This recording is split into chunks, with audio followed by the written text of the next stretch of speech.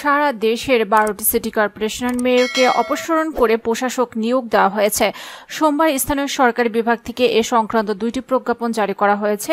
অপসারিত মেয়রদের মধ্যে রয়েছেন ঢাকা দক্ষিণ সিটি কর্পোরেশনের ব্যারিস্টার শেখ ফজলে নূর তাপসও। তবে শেখ তাপসের কোনো সন্ধান মিলছে না। তিনি কি দেশেই কোথাও গা ঢাকা দিয়েছেন নাকি বিদেশে পাড়ি দিয়েছেন সে ব্যাপারে নিশ্চিত হতে পারেনি কেউ। তবে গত 5 আগস্ট গণ অভ্যুত্থানের পর শেখ হাসিনা প্রধানমন্ত্রীর পদে ইস্তফা দিয়ে পালিয়ে গেছেন ভারতে। সেই দিনের পর থেকে আওয়ামী লীগ সরকারের অন্যান্য মন্ত্রী প্রতিমন্ত্রী নেতাকর্মীদের মতো প্রভাবশালী মেয়র তাপসেরও খোঁজ মিলছে না।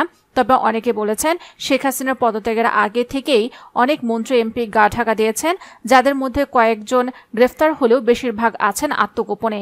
কেউ কেউ উড়াল দিয়েছেন দেশের বাইরে। শেখ হাসিনা সরকারের পতনের পর কোথায় আছেন মেয়র তাপস, এই প্রশ্ন এখন সবার মুখে মুখে। সামাজিক যোগাযোগ মাধ্যম থেকে জানা যাচ্ছে, শেখ হাসিনা সরকারের পতনের 2 দিন আগে 3 আগস্ট ভোরে অনেকটা গোপনে দেশ ছাড়েন তাপস। 2023 সালের মে মাসে একজন প্রধান বিচারপতিকে নামিয়ে দিয়েছিলেন বলে যে মন্তব্য করেছিলেন, তার সেই বক্তব্য গড়ায় আদালত পর্যন্ত। তাপস বলেছিলেন, মনটা চায় আবার ইস্তফা দিয়ে ফিরে আসি, যেখানে মুগুর দেওয়ার সেটাও জানি। একজন চিফ জাস্টিসকেও নামিয়ে দিয়েছিলাম। ব্যারিস্টার তাপস আরও বলেছিলেন, মুসুজ্জামানকে আমরা মনে করতাম ওরে বাবা কি জানি ফেরেশতা আসছে। সবচেয়ে বড় চোর হলো মুসুজ্জামান।